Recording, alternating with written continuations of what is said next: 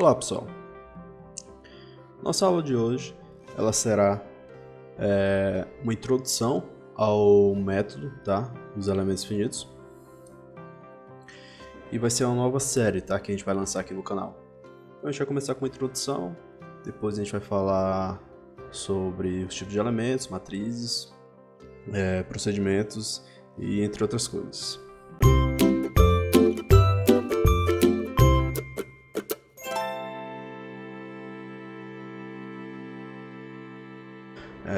Então, para começar, do que se trata o método dos elementos finitos? Ele se trata de um procedimento numérico com uma solução aproximada utilizando elementos finitos. Então, basicamente, o próprio nome dele já fala, ele é um método, tem procedimentos a serem executados. Tem uma ordem a ser feita, tem todo um caminho a ser percorrido, por isso o nome método.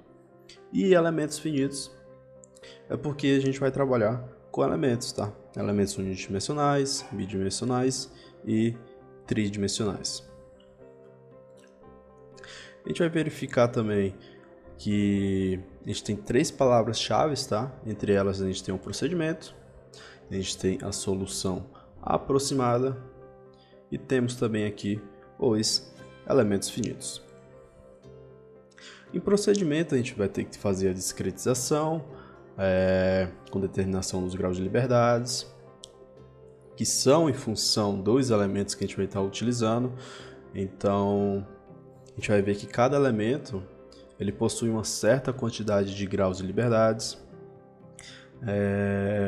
tanto no uni, no bi, quanto no tri, A gente vai ter as suas matrizes de rigidezes também, para cada elemento. As condições de contorno que vão ter que ser aplicadas, assim como também a solução da equação de equilíbrio, Em solução aproximada, a gente tem primeiro que o resultado ele é interpolado, e depois que o cálculo ele é um cálculo feito em uma geometria discretizada, Não é uma geometria contínua, porque na geometria contínua, o cálculo ele é feito para infinitos pontos. Aqui a gente não tem infinitos pontos, a gente tem infinitos elementos. E como a gente tem infinitos elementos, esse cálculo ele não é feito para todos os pontos. Só que é possível se determinar a tensão em qualquer ponto da geometria, só que essa tensão ela acaba sendo uma tensão interpolada, é como se fosse uma média, E o fato disso, de a gente não ter o cálculo em todos os pontos, e o restante ser feito uma média, acaba tendo aqui principalmente esse tópico aqui, que é a solução aproximada, ok? Em elementos finitos, a gente vai trabalhar tanto com os unis, os bi, assim como também os tridimensionais, ok? Como se resolver problemas de engenharia? Então imagine o seguinte, imagine que você é uma engenheira e você se depara com essa situação, você tem que dimensionar esse pórtico aqui. Tratando-se desse componente específico, o pórtico, ele possui uma geometria definida, e onde ele possui aqui fácil cálculo de inércias e áreas, Com isso, se a gente possui uma geometria definida e possui cálculo das inércias e áreas de uma forma fácil, porque a gente não tem mudanças bruscas aqui nas seções transversais, a gente acaba tendo métodos analíticos para ser calculado, Então, a gente tem aqui a estática ela resolve esse cálculo aqui tranquilamente, e ele possui uma solução exata, porque a gente consegue calcular para todos os pontos, ok? E além de se tratar de um sistema contínuo, onde o sistema discretizado, a gente vai ver daqui a pouco, é um sistema que a gente só consegue calcular para alguns pontos, por isso o nome discretizado. Então, basicamente é o seguinte, se você possui essa geometria definida, tá? Onde você não tem alterações nas suas seções transversais de uma maneira brusca, em vários planos, algo do tipo, você consegue fazer um cálculo fácil das suas inércias diárias, assim como também aplicar equações da estática. Agora imagine a segunda situação. Imagine que você tem um componente desse tipo, onde ele possui uma geometria complexa, e é difícil o cálculo de inércias e áreas, tá?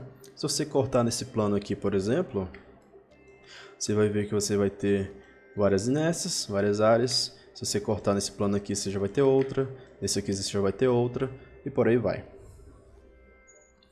Dessa maneira, realizar esse tipo de procedimento aqui, que era o procedimento analítico nesse tipo de componente aqui, é bem mais complexo, tá?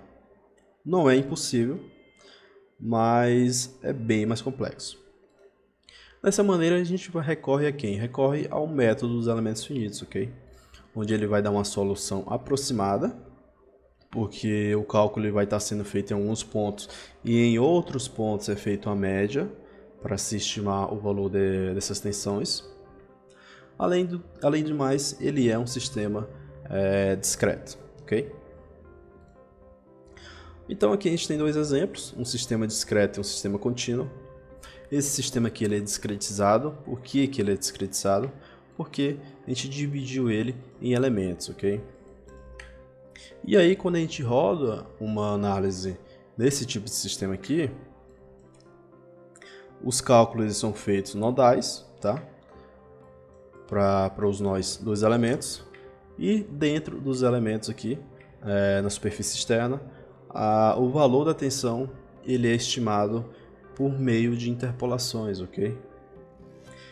E aí por isso que a gente fala, voltando ainda, né? No primeiro slide, por isso que a gente fala que a gente tem aqui um sistema discreto e com solução aproximada. O cálculo ele é feito nesse nó, nesse nó, nesse nó, nesse nó, nos nós, e nos elementos ele é interpolado, é aproximado. Diferentemente aqui do sistema contínuo. No sistema contínuo, o cálculo ele é feito para todos os pontos, tá? Para infinitos pontos. Qualquer ponto que eu tiver daqui para cá, eu consigo fazer esse cálculo com solução exata, ok? Quanto à matriz de rigidez dos elementos, a gente tem o seguinte. Essa situação aqui, ela representa uma solução, tá, de uma análise estática, ok? Se você vai para análise dinâmica, não é bem essa característica aqui. A gente vai ver mais para frente, tá? A partir que a gente vai avançando nesse curso. Mas tratando-se de análise estática, a gente tem o nosso F, nossa matriz F, que é a nossa matriz de força. A gente tem o K, que é a nossa matriz de rigidez. E a gente tem o X aqui, que é a nossa matriz de deslocamento, ok? Onde a matriz de força ela representa as forças que atuam nos nós. A matriz de rigidez é a relação entre essas forças e deslocamentos nodais. E a matriz de deslocamento representa os deslocamentos nodais. Importante aqui o seguinte, essa equação aqui, na maneira dela geral, esse K aqui representa a matriz de rigidez da estrutura, tá? O que seria essa matriz? Essa matriz nada mais é do que é feita operações matemáticas, tá? A gente vai chegar nisso mais para frente, onde se pega todos os elementos que você tem e chega-se na matriz de rigidez da estrutura baseado na matriz de rigidez dos elementos que você tem na sua estrutura, tá? Então, se a gente for voltar aqui alguns slides, cada elemento desse aqui, ele tem a sua matriz de rigidez, e quando a gente faz um procedimento matemático, que a gente vai ver mais para frente, quando a gente faz esse procedimento matemático, a gente consegue ter a matriz de rigidez da estrutura baseado em cada matriz de rigidez de cada elemento, ok? A matriz de força, ela representa as forças que atuam nos nós, tá? Não necessariamente essa matriz aqui ela precisa ter em todos os nós, ok? Por exemplo, se você tem uma estrutura que ela tem 20.000 nós, só que se você só tem nó, se você só tem força no nó 15.000, você vai ter vários zeros. Quando chegar no nó 15.000, você vai ter o valor dele lá, da força relacionada ao nó 15.000. Depois você vai ter vários zeros. Assim como também, se você tiver força nos 20.000 nós, você vai ter uma matriz aí com 20.000 valores, tá? E a matriz de deslocamento, ela é a matriz que vai representar o deslocamento nodal. Na estática, a gente tem a nossa matriz de rigidez, que é um input, que tem que ter sempre, que ela vai representar o nosso sistema discreto.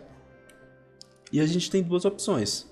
A gente tem a opção de colocar força para descobrir o deslocamento, ou a gente coloca o deslocamento para descobrir força, tá? É possível também ser realizado alguns procedimentos que são um pouco mais complexos, onde a gente coloca força e também coloca deslocamento, tá?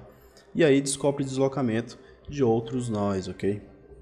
A gente até costuma fazer isso no ANSYS, de vez em quando. Só que aqui na teoria, quando a gente estiver tratando de formulações, ou a gente vai escolher a matriz de força para descobrir a matriz de deslocamento, ou a gente vai imputar valores de deslocamentos para descobrir a nossa matriz de força, que serão as nossas reações, ok? E através das reações é possível se calcular os valores das tensões. Então, basicamente, a nossa aula ela acaba por aqui. A gente quis dar uma introdução para vocês aqui do que a gente vai ver referente a esse método dos elementos finitos. Na próxima aula a gente já vai inserir elementos de mola. E aí naturalmente vai vir o de barro, de treliço, de pórtico, até chegar nos bidimensionais e nos tridimensionais também. Além do que a gente vai ver toda a parte de cálculo, como unir as matrizes, os elementos para a matriz de rigidez global, né, que é da estrutura, as interpolações e entre outros assuntos, tá? Então, espero que vocês tenham gostado desse vídeo e até a próxima aula, pessoal. Muito obrigado.